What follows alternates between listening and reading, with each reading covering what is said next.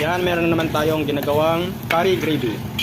Ito ay pangmadali ang order lang natin. Pag meron silang umorder ng mga vegetable curry, prawn curry, squid curry, fish curry, fish curry.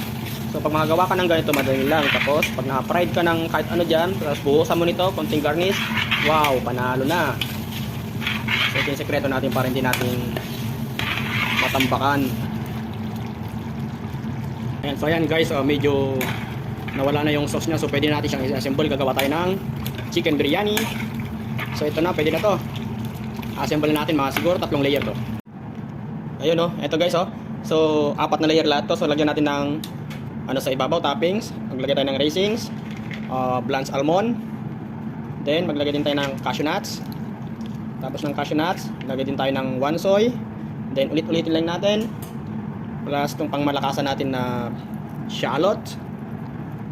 Tapos meron akong rose water. Ito maganda aroma nito, masarap, mabango, yun ang number 1 yan. Tapos additional ulit yung toppings natin, almond, cashew nuts, then raisins. Yan, huling-huling natin lagay ay yung saffron natin para magandang tignan. Yung saffron natin, iba presyo, hindi ko na maulit umorder doon. Ang binigay sa akin 2 pack, ng isang pack ay only 2 grams. Yung 2 grams, budget ko na ng isang linggo. Yan. Okay. So ayan mga idol, ito na yung saffron natin, saffron. Ito yung last toppings natin sa ating biryani. So maglagay lang tayo ng ilang grams. Hindi pala grams nilagay natin, ilang hibla lang kasi iba yung presyo talaga nito eh. Hindi ko rin ma-imagine bakit naka-order ako ng ganito. Yan, galing. So ayan, very good. Yan, good for ano na to, 1 month. So ayan na guys, ilalagay natin siya sa oven. Ayun, doon natin siya dadalhin. Yun. Oven na natin. Lagyan natin siya ng foil para ma-steam siya konti doon sa loob. So guys, kukunin natin yung ating biryani. So, wow, eto na siya. Mabigat din natin kayang buhatin. Teka lang. Titingnan natin ngayon. So, surprise natin sarili natin. Ano kaya kinalabasan nito? Maganda kayo tingnan. Wow, punong-puno.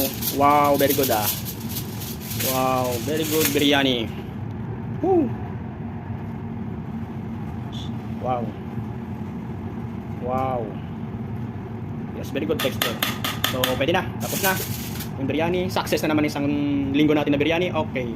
So, ito na guys. Kitang-kita yung mga nuts sa ibabaw. Meron siyang raisin, almond, blanched almond, then cashew nut, wansoy, then mint leaves, shallots, then may mga konting hibla ng saffron. Yan. Ayan hindi namin natin guys kasi nakarang linggo sabi nila bitin daw. Ito ngayon manawa kaya to, ang dami nito Ayan, 4 na layer. Kita ka na sa 4 layers. So guys, ito na yung spicy papad natin. Halo natin dyan sa, hindi pala halo, parang side dish lang ng biryani natin. So ayan guys, kung naririnig yung may nagtitik-tik doon Ito na, binaklas na.